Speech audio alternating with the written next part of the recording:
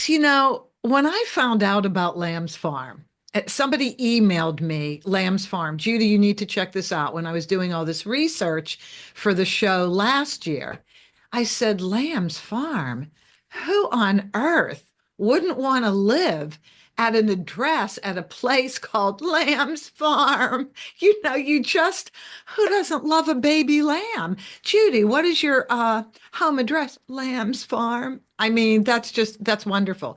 So, Marissa and Kelly, who thought of Lamb's Farm? I know this started in 1961, but tell me about Lamb's Farm.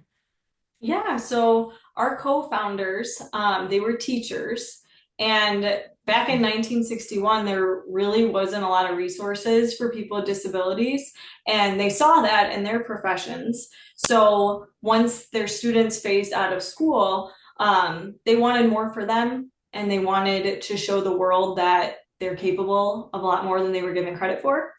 So they decided to take it upon themselves to open up a pet shop, and they chose animals for their loving and forgiving nature. So that's where that concept came from.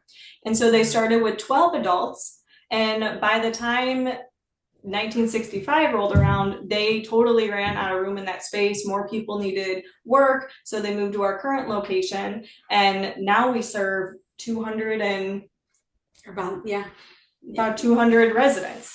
So we went from 12 to 200 because of our co-founders and this dream that they had to provide more options for people with disabilities. And the lambs, it's actually from a Bible verse. That From was an what? idea from a What's Bible verse. So that was the Oh, concept of it's come by lambs, Something, like yeah, that. something like that. So yeah, so that initial idea of them just wanting to do more for people with disabilities, we've kind of taken that legacy and continue to grow it here on this campus. okay. So two things came to mind while you were saying that. First of all, Bible. And I was thinking about this earlier this morning when I was preparing for our talk. And I thought, you know, the eight Beatitudes, the meek shall inherit the earth. That came to mind. And so it's so interesting that now you're saying this because in this current climate that we're living in, it's kind of stressful. Like in the outside world, outside of Lamb's Farm, it's kind of stressful and it's turbulent. And money is such a big deal in people's lives. I mean, we focus on money, and that can be very destructive. And so, as I'm talking to wonderful people like yourself who are working in this community of helping neurodivergent people, there's so much love, there's so much positivity that it's like, why aren't we all living here and like this? I mean, do you feel that every day? Is this how you feel coming to work? Yes, I definitely do. And what is so cool about working at Lamb's Farm and being on site here is that you're living our mission every single day. So you're seeing that in action in our businesses, in our programs, in our classes. Like you're seeing the work of what everybody's doing for that common goal of giving them a greater life with endless opportunities. So it really is a beautiful thing to see the growth in everybody, not only our participants, but our staff and our businesses and our visitors. So you're really living Lamb's Farm when you're here. Now that's something else that you just said that's interesting because the growth is both for the individuals, the residents, and the people who work with them and the visitors who come, right? So it's really all great. Okay, the other thing that you said that I wanted to just circle back to was, okay, this is 1961 that this all started. Well, we didn't know a lot about neurodivergency. That word really wasn't used. We were still, and language is so important, we were still stuck with special needs and disabled people, regardless of what was going on. And there wasn't as much research. So for the founders to be that forward thinking, that people can work beyond what they're labeled as, what limitations are put on them, right? We put limitations on them, don't we? Mm-hmm. And it's pretty amazing too. Bob, Therese, and Curran Owen, our co-founders, they people didn't believe in them at that point either. They really took that upon themselves. They actually got fired from their jobs for wanting to do this. So they really built this from the ground up and really set a standard for people wanting to be in the field and who really believed in them. So they were kind of just really bold in their thinking and very strong, and to be able to do that and to change the lives of hundreds and thousands of different people, really, who Yeah. take the same concept as Lamb Farm and grow that, around the country with different models for people with disabilities. They change the world. I think so too, because I have previously done an interview with somebody I'm sure you know, the ladies from Brookwood community outside of Houston, Texas. Lamb's Farm was a model for them. Mm-hmm. They started after. So, you know of this community? Do you connect with them at all? Because they used you as a blueprint. I haven't heard of them, but I have heard of others. There's one in Florida who is also modeled after Lamb's Farm. So that Really? does not surprise me. Yeah, you were the forerunners. You're in Libertyville, Illinois. Now, where is that in relation to Chicago? Right down you just take I-94. We're probably, how many miles is that? Oh, 20 miles? Yeah, Maybe? Oh, pretty close. wow. Yeah, within an hour. I lived in Chicago for 2 years back in the late 80s. I loved it. I loved it enormously. And then when I worked for the Clyde Beatty Cole Brothers Circus, I traveled throughout the Midwest, and that's how I got, an understanding of that part of the country, which is just wonderful. It's okay. So I found so many. Okay, so the concept, great, forward-thinking people, and um, envisioned the neurodivergent community be able to do so much more than we expected of them. And, isn't it interesting with everybody? If you expect more of somebody and work with them, they'll give you more. Mm-hmm. Absolutely.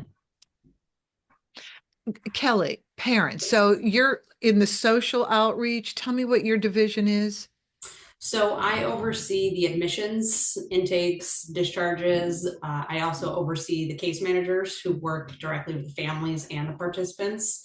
And then I also oversee the home-based services department. So in that, we work with individuals who still live at home with families, or sometimes independently. And so we provide case management services to those individuals. Oh, so at Lamb's Farm, you can live there or you can work with the personnel at Lamb's Farm and not live there, live at home? Correct. Did somebody say 200 people live on campus, so to So speak? on campus, it would be about 160 living on campus. And then for those in our home-based services department, about now that's at about 110 individuals that we serve in that aspect. I had no idea. I had no idea you had kind of an outreach program or yeah, no, that's really cool. I thought everything was residential. Um, you and I connect a lot. So when I had the idea for this show, I looked at three needs that I wasn't seeing serviced properly through my nephew, who is the only thing I know to say is high functioning learning disabled. So reading, writing, and arithmetic are Mhm. difficult for him. And those are the three staples for what we all need to live independently on our own, not with any kind of management. Um, so I said, well, he was 38 at the time. What are the needs in his life? Well, once he graduated from high school, that whole social community went away. And you've identified this, in the materials on your website. So that whole social community went away. Um, Residential was like a non-starter. He had been living with his mother, who was the day-to-day parent. My sister's divorced. Dad was financially there. Dad lived in the area, but mom was day-to-day, and John lived at his mother's house where he grew up, and now he's living in his own apartment. Um, and then work. So people work, grocery stores, retail stores. I mean, that's my only connection, seeing neurodivergent people work. But those three areas are exactly what Lamb's Farm serves. Absolutely. And I think that is one of the things that I love the most about the campus setting that we have is that we have that socialization. They have the opportunity to work or participate in day services with that residential aspect. So we cover all the bases. What's the mix of people with their diagnoses that you can successfully have live there and work with? Is there a limit? So there are certain things that we cannot properly support. We don't have 24-hour nursing. So things like sliding insulin or G-tube feedings are not things that we could support. Okay. But okay, so with the mix of people that we have anywhere from autism to Tourette's to Down syndrome, I mean, you so much. Um, Without the health issue that you just mentioned, you have a mix of people that deal with each other quite well. Yes. And so part of the intake process when we do bring in new individuals is doing trials in the residential area to see if they would be a good fit. They're living potentially with 11 other individuals. And so we want to make sure that it's going to be a good fit. And if it's not, then we would try a different residential area to see how that would work. And so as best as possible, regardless of age, disability, level of functioning, we want to make it as comfortable as possible for everybody, new and current residents. So how many houses do you have on property?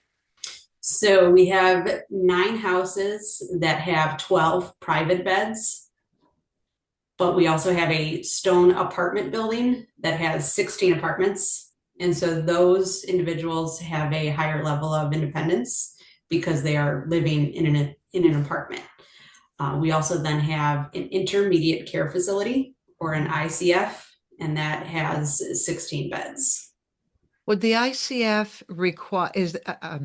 require management over medication? All of our buildings have a requirement of oversight for the medications. In addition to what we have on site, we also have 4 SILAs or community integrated living arrangements. And those are single family homes in the community of Libertyville. And so we have 2 that are 4 beds and 2 that are 5 beds. Wow. Wow. Okay. That's a whole lot more than I even understood. This is excellent. Lots of options. Yes. What are your backgrounds? What did you do leading into this? Because you're young. So did you go from school to Lamb's Farm? So personally, my background, my mom has actually worked here for 25 years. And so when I was in college getting my associate's degree, I didn't know what I was going to do.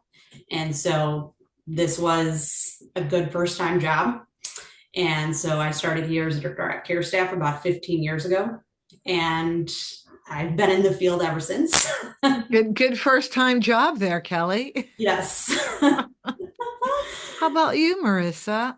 Yeah, so I grew up in the area. I grew up in Grays Lake, which is not far from here at all. So I would come to Lamb's Farm growing up, come here with my family. But my passion for working with people with disabilities, my uncle has a developmental disability. He has Tourette's and some other developmental delays. So growing up, my parents just really instilled in me and my sister, like, you look at him, he's not somebody with disabilities, he's your uncle. So we spent all kinds of time with him and just seeing him. And I mean, he worked and he lived with my grandparents, but just my bond with him just always made me realize that this is a field that I wanted to be in. So when I went to college, I studied journalism, but every group organization, I got involved in a lot of the disability organizations. And where I went to school at UW Whitewater, it's one of the most disability friendly campuses. For physical needs, wheelchair basketball teams, all kinds of things like that. So that passion just kind of continue to grow throughout my life. And then when the job opened up here, it was just kind of fate. And I've been here, it'll be 8 years now. My first job out of college and probably my last, because I really love it here. Honestly, the employee retention level at places like yours, anytime, is 100% basically.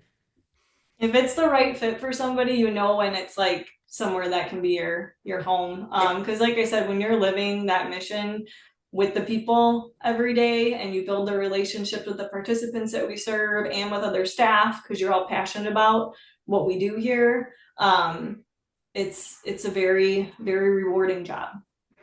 Yeah, I actually left Lambs to go to another agency, similar in field. But after about 5-6 years, I was itching to come back. It's just a different environment. You know, there is no campus like Lambs Farm. And so part of what I love most is that participants are just everywhere. You know, I can have a bad day, I can do the paperwork and all of that, but if it gets too much, I can go into our gym and hang out with participants, or, you know, they're just all around and you can engage with them and remember that this is what we're here for. You know, when I was going through the website to learn all about this, I came away with a couple things, and one of them is you help the individuals grow, you know, the developmentally. Before I go on, developmentally disabled. What does that mean? So cognitive, Okay. more so issues, things that Okay. would have happened from birth or at a very early age. Okay. Um, so what I came away with is that it really is a growth experience for not only the individuals who need a community to grow in, where it's compassionate, peer-based, mutual respect, opportunity to use their skills and talents because they have skills and talents, or they have a behavior, something they like that can be converted into a job. So that's a really creative approach to employment. But it's growth for everybody. It's growth for the family. It's growth for visitors who come and buy things, right? So, and we're going to get to this in a minute because there's so many services that I love. But I just kind of want to stick with the community aspect of it because, you know, I focused on we need a social community for them post high school, a residential community, which I wasn't seeing in Pittsburgh much at all, and unique employment opportunities, not just, and I do not mean to demean baggers at grocery stores, stock shelfers. You got to start somewhere, you know. So great that these stores want to help, but people want growth. Even, you know, neurodivergent people, they want to grow as well. So how do you think the whole community around Libertyville and Lamb's Farm, have you seen this Lamb's Farm spill into the community to get feedback or anything like that? Do you want to take that one? Or I not would say, really?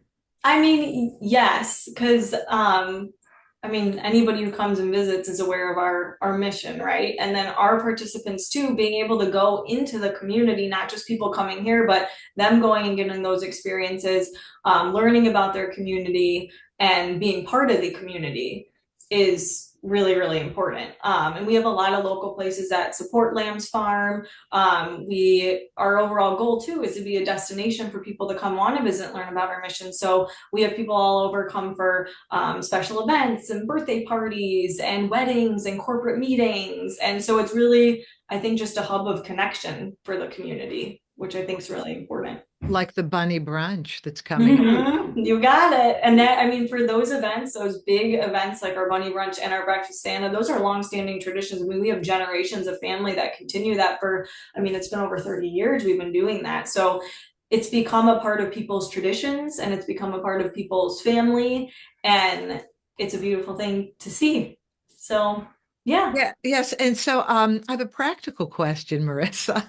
Mhm. So in the world of high price for eggs, do you have chickens on the farm that are going to lay the eggs for Easter? um, I wish. Not yet, but maybe someday. Maybe somebody will donate some chickens. May I read the mission? I have two beautiful things that I just loved from your website, if I may.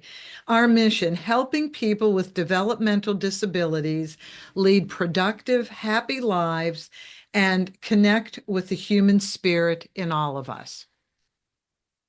Like, who doesn't need a Kleenex after reading that, right? That is beautiful beyond belief. Now, Lamb's Farm is a place where people grow.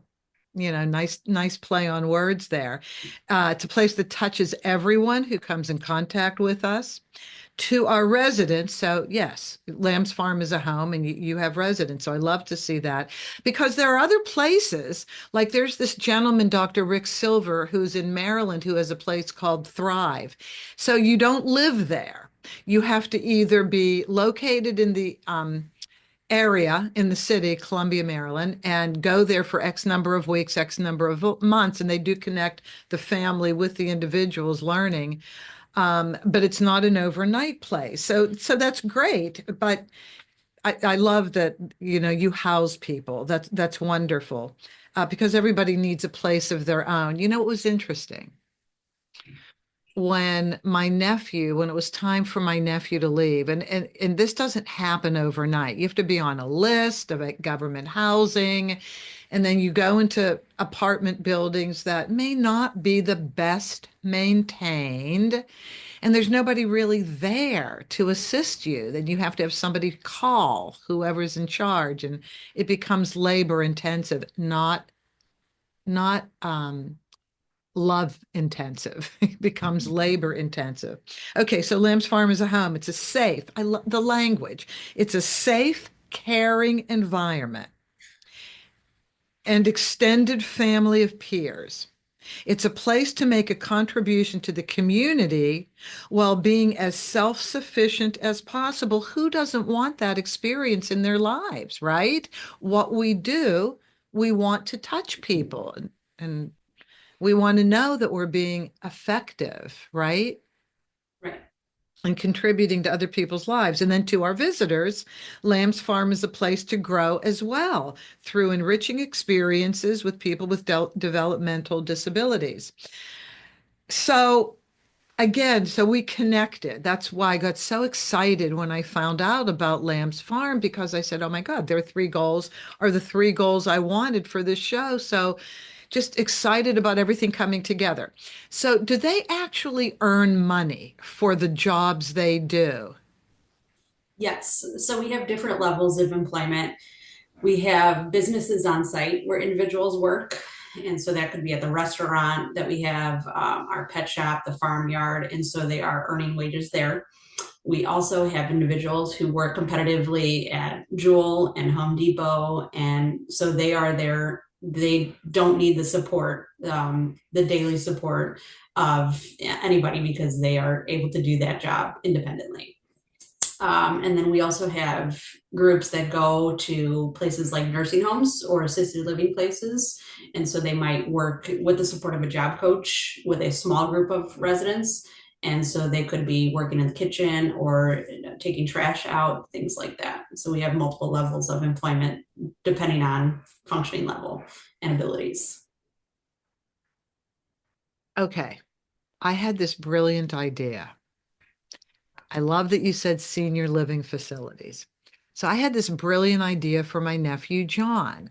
Two of the things he loves to do, and tell me if you kind of do this when you're shaping and connecting people that you work with potential employers. John loves doing the laundry. He's exceptional at it. And his folding skills are beyond compare. It looks like you walked into a store when you go to his room and everything is folded in order and he separates the whites and the darks. He loves laundry. He does it several times a week. Yeah. And he loves older people. He loves making them feel good. He loves making sure they're comfortable. And so I was saying to my sister, and tell me if you've done anything like this. I said, since there's so many senior living complexes going up in your area, this is the Pittsburgh area, why can't you market John to be like a best friend of residents, senior residents who may have no family? You know, some people have money to live there, but no children, and, you know, they're the oldest in their family. And have him sit with people, do their laundry, because at a certain point, your body, it's too hard for your body to lift. And so, what that would entail, though, is showing the employer why it's beneficial to them, obviously, the bottom line money, for them to employ somebody like that. So, do you do something similar to that when you present your people for potential jobs? Absolutely, especially for the ones where there's a group of residents that go to the senior living communities. We do work with the supervisors or manager, or whoever it may be, to present what LAMS does, what our mission is, and make sure that we're all on the same page about what we can offer them, but what they can also provide for us and our participants. And so we do want to have that connection. At one time, we did have a group who would go to a nursing home and they would help with bingo and things like that. Most recently, we're more so now working to develop relationships with schools. We have a lot of residents, younger residents actually, who want to kind of help with more childcare or things like that. So we're trying to develop those relationships as well. What's the age range of the people who live at Lamb's Farm? So our ages range anywhere from 24 to 87. Wow, Our so average, there's a place for me now. This is great. Keep going. our average across the farm of regardless of the intermediate care facility or the other homes is 55. And so as much as possible, we do aim to have people live here for their whole life. You know, this is where they've grown.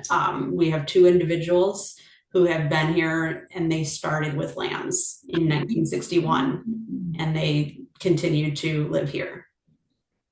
Oh my. Pretty cool. Yes. Super cool. And then other individuals who have been here, 30, 40 years. Okay, so this seriously addresses the biggest concern of any parent of special needs, neurodivergent, developmentally challenged people, and that is what will happen to my child when I'm gone? Right. All of a sudden, the fear is gone. That's our goal, yes. Is that? Yeah. Yeah. Great goal. Especially in intake, as I'm working with families who, and a lot of them are younger, but they still want to have that sense of relief and that sense of security for their individual. So it's really been nice to be part of that process. A lot of these individuals, they have siblings who they've seen go off to college and they just want to do that same thing. And so, when families are supportive of that, that's what we want to help do too. And so we like to stay connected with the families. We want families to be involved in everything, not just they move in and then we lose contact. We want them to stay part of everything so that they're part of our family as well. And we can help through anything that happens and make that a good transition and a good life. This is amazing. I mean, seriously, because, just us in our normal lives living, we worry about what's going to happen to us in the future, don't we? Absolutely. Mm-hmm. And so now you are offering what every one of us would love to have, and that is security. Yes. Dang. Money. Privately funded, government funded? How does this work? So we use what's called PUNS. So it's a state funded source. So unfortunately, there is a wait list to get on to that funding source. but then we also have a lambs wait list. So we've minimized the private pay option just because there's a lot of tricky things with that, and having the waiver funding is just a lot easier, less of a headache, and just more practical. Yeah. We do have a private pay option though for those who just want to do day services. So, they can come, people who live at home, whether in our home-based services program or not, they can attend day services and they can private pay for that. I interviewed a friend of mine, and I posted her episode uh, April 7th, 8th, 9th, April 9th. Jennifer Navarro, her youngest son, Noah, who is 8, is autistic. And so we were talking about that. And she also works for a company, a probate company that does special needs trusts and conservatorships.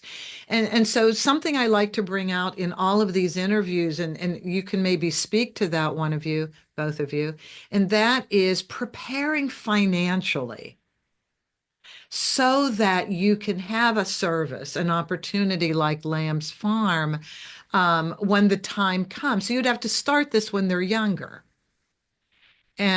But just preparing for a trust, some type of savings that will grow.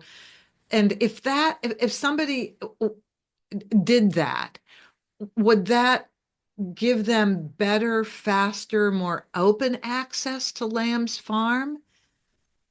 Not necessarily. So the PUNS is unaffected by the trusts or savings account.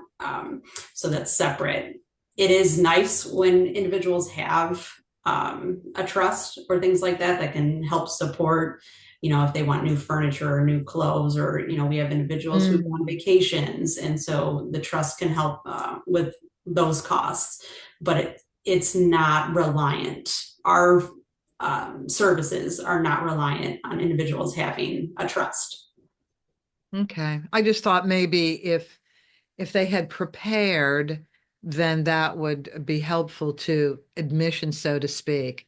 But how I many? would say preparing and planning and getting on wait lists early is definitely helpful.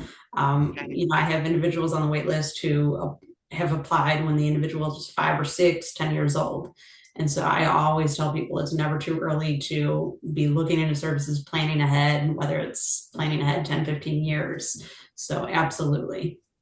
Super helpful. And that is one of the things that's very difficult. And you could hear it if you listen to this interview with Jennifer Navarro. So even though she worked for a probate company that did trusts and conservatorships, I said, "So Jen, do you have one of these for Noah? He's 8." She said, "Embarrassingly, I don't," which really speaks to how difficult it is, I guess, for people to really do that piece, the financial planning piece.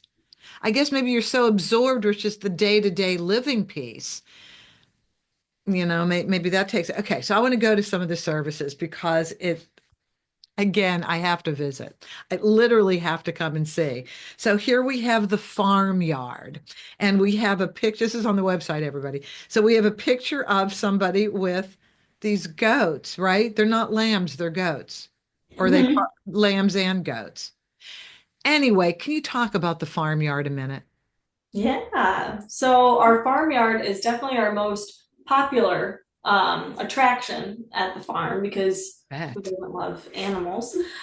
So a ton of families come to our farmyard. We have nearly 200 different kinds of animals. We have everything from cows and sheep, horses to chinchillas. We have a camel. Yeah, his name's Joseph. So we have really something for everybody. There's a lot of history at our farmyard too. We have a miniature train, we have a carousel. So it's just really a really fun experience for families to come and check out all the animals. That's on one side of our street, and then across the way is all of our other businesses. Like Dogwood Garden and Pet Center with a Yep. little puppy, a man holding a puppy. Yep. What do they do there? They grow things. Yeah, so our pet center, so building on that concept of our original pet shop, it's our biggest building with our logo on the barn. It's very iconic, to kind of an ode to our history. So our pet shop, we work with a rescue shelter called Right Way Rescue.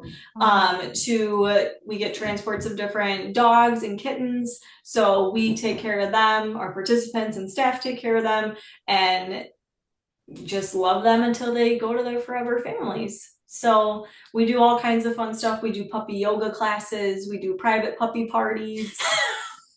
I've done So puppy yoga. I've done goat yoga. I'm from LA, God knows. It's so much fun. Can you just talk about the puppy yoga class, please? yeah, so we do those. I mean, they're backed by popular demand more frequently now. So they take place in this building in our visitor center.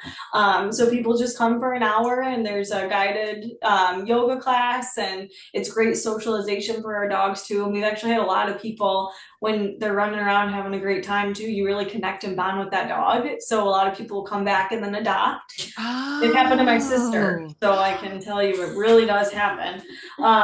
So it's yeah, it's awesome. It's so fun and another great way to bring the community to Lamb's Farm and see what we're all about too. Really all of our businesses have that because at Lamb's Farm there really is something for everybody with all of our businesses. the little puppies jump all over you. So on the Mm-hmm. different poses, because you're on a mat, right? Yep. And so the little puppies can jump around on you while you're doing that in Santa Monica. So there's this group of people called Laughing Frog Yoga Studio, and they do the goat yoga and the puppy yoga. And you have to sign a release form that if anybody goes to the bathroom on you or choose anything, that you won't get upset. We're like, sign me up, sign me up. Who cares? Sign me up. We're here for the animals. I'm so happy to hear you do that. Okay, we're moving on to one of my heartfelt experiences that has to do with pastry. You have the Magnolia Cafe and Bakery. Tell us about that. Yeah, so full service restaurant. Like all of our businesses, participants work there too, doing everything from hosting, busing, food running. We do birthday parties, very popular there. We do weddings, we do corporate meetings. They're open for Wow. breakfast and lunch, so amazing food. Very good So food. yeah, and it's when you pull into Lamb's Farm, it's the first business that you see. So a lot of people end up going there. We have amazing staff everywhere, but they're great, welcoming. When you walk into there, you feel like you're part of the family. And we also sell our products from our bakery, our Sugar Maple Country Store and Bakery. You can get some of those products in the bakery case at the cafe too. We'll go to that next. The Sugar Maple Country Store. First of all, who doesn't love a country store, right? Mhm. So this is separate and apart from the bakery. Are they like next to one another? So yeah, our cafe is when you first pull into the farm, and then the Sugar Maple Country Store and Bakery is it's like kind of near the other side. It's kind of like kitty corner, but you have to cross a road to get there. It's all Okay. close together, but yeah, separate businesses.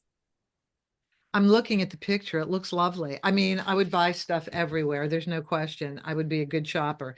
Then we have, wait, we have more. We have the Cedar Chest Thrift Shop. Hmm. So people can bring stuff to Yep. sell there, right? Yep. So it's all donation run. So we have I mean, all kinds of stuff there. We have endless clothes, books, toys, and we have different deals every single day too. So we have Lots of kitchenware. yes, kitchen stuff, and it's really great too because not only does the public come for that, we have so many regular thrift shop, not volunteers and customers. Hmm. So it's a really it's a dangerous to be work Yeah. right next to all these, but Yes. it's really really cool. All kinds of different finds and treasures every time you go in. Okay, so thrift Mhm. shop shopping is really very popular. You can find amazing things in thrift shops. And I don't know, are you of the age where you at least got to see reruns of Sex in the City? I never With watched I that. you never never watched okay, well, it. the lead character played by Sarah Jessica Parker.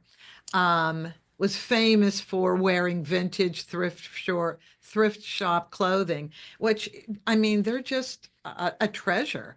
You can find Hmm. anything there. It's kind of amazing. Okay, lastly, and I think Kelly, I want to go back to you on something because this is regarding employment. Um, Lamb's Industries, we can help your business.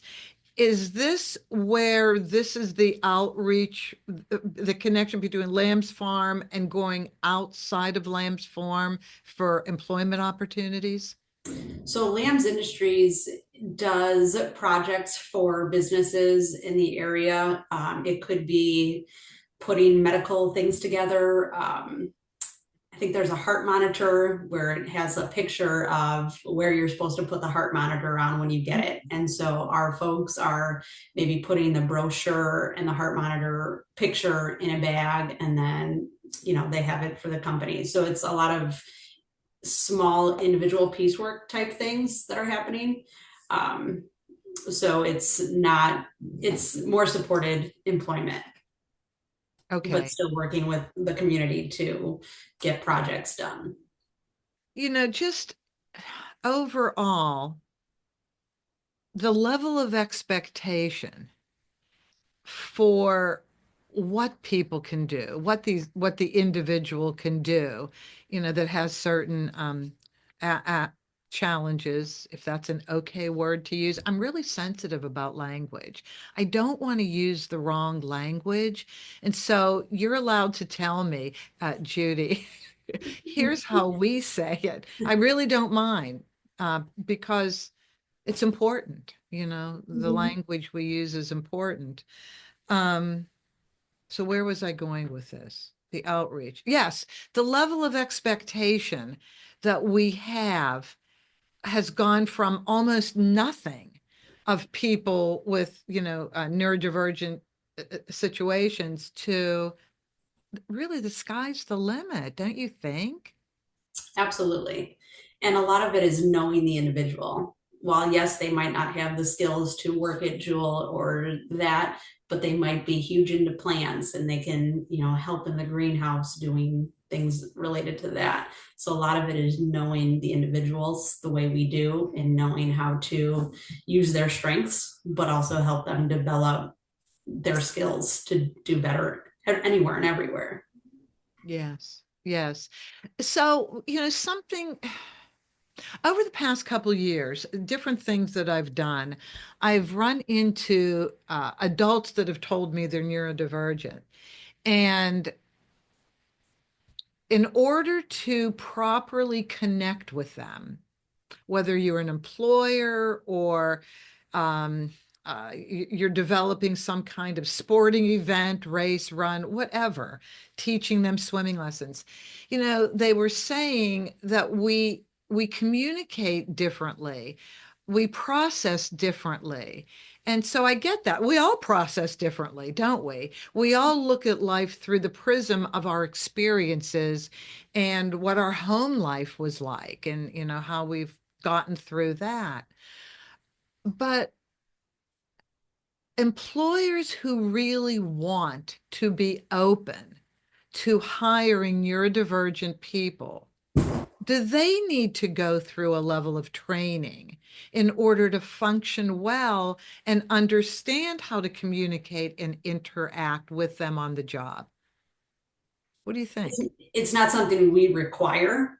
I Right. think it's just something that a lot of people either have or you don't. But then there's also those who, after getting to know somebody of our residents, they get it. And so, yeah, it's not something that necessarily is a requirement for who we work with. Hmm. But it does help when people are accepting and understanding. Because I wonder, and again, my experience is through my nephew, who I've always been very close with. And when I go back to Pittsburgh to visit, when he was working at Giant Eagle, their version of our major grocery store chain. What is your major grocery store chain? Like Jewel or Walmart. Okay, Joe. Yes, okay. And ours is Ralph's. Anyway, Giant Eagle is theirs. And so when I would go to the store to see him, because I always like to see him on the job, He was allowed to bring me up to the lunchroom where only employees go. So I felt very honored to do that. And I would walk around the store with him, and everybody really liked him. He, I think, had difficulty either connecting with managers, comfort level. There are no job coaches here. So you're providing something that he didn't have. And so I always wondered, I said, I love that employers are open to this. This is great. But maybe I'm just throwing it out there to the community of people even listening to this interview. Maybe we could have a conversation among employers about what can we do for you? How can we help you receive people that you're quite open to receiving, but maybe you're hesitant because you don't know if there's something you need to know that you don't know. How to communicate is, I guess, the biggest thing, or level of expectation. I don't know. Do you see that as something important, though? Not that you should provide it, but since you do have an outreach to employers, do you think maybe this could open more doors for employment? Absolutely. I think the fear of the unknown is a big part of it. And so we do have an employment specialist who, along with our vocational department, who reaches out to various businesses to develop relationships to see if we can work with them to get our residents different types of jobs. So, we have a lot of people at Jewel and Mariano's, but what about this job or that job? So we are working to create those relationships and get rid of that fear of the unknown. I would love to speak to that person, by the way. I would. Absolutely. Yeah, I really would. I'd like to do a whole episode just on that, just on the outside Lamb's Farm employment piece, because I think that's really important and significant. I even had an idea that an employment agency for simply neurodivergent people might be something interesting. Uh, because you do need somebody to present people to work experiences. And we have them, they used to be more effective before monster.com and indeed.com. But employment agencies were important. So yes, I would love to talk with her. I think that would help me a lot too in my understanding of everything. So I really love the fact that we connected on our three goals. I just want to be a connector through the show. You're actually boots on the ground with developing a social environment, a residential environment, and an employment environment once people graduate from high school. And I just so happy that I met you. Yeah, I'm so happy that I met you. Thank you.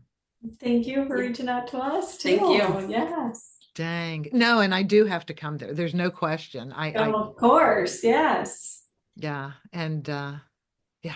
Thank you, ladies. Is there anything you would like to say that we've not talked about? I don't think so. We've touched on a lot. Yeah. So yeah. We've touched on a lot. Okay. So you never have to worry about what will happen to your child when you're gone, because we have Lamb's Farm, an excellent place to help you with that and get on that list. Call Lamb's Farm ASAP, and start working towards this. And wait a minute, do you have to be a resident of Illinois? Last question. Yes. To get on the wait list for puns, yes. Okay, for the government funding piece. Yes. So we do have individuals who are on our wait list who are out of state, and that could be because they're thinking ahead and they're planning that in 5 to 10 years, maybe they're going to move out here. And so we do have that as well. But for that funding piece, Illinois residency is a requirement. Okay. All right. Good to know. Good to know. So for anybody that wants to contact Marisa and Kelly at Lamb's Farm, it's just lambsfarm.org or .com. I'm so sorry. .org. .org, of course, government funding. That's probably the easiest, and all contact information is there. Mm-hmm. Yep. Okay. Yeah, visit our website, follow us on social media, and we always have something going on here. Yes, you do. Yes, you do. Thank you, ladies. This has been an absolute pleasure. You've made my day. Thank you so much. you. And as I like to leave every episode, in the world of special needs people, we all need each other. Talk to you all next week.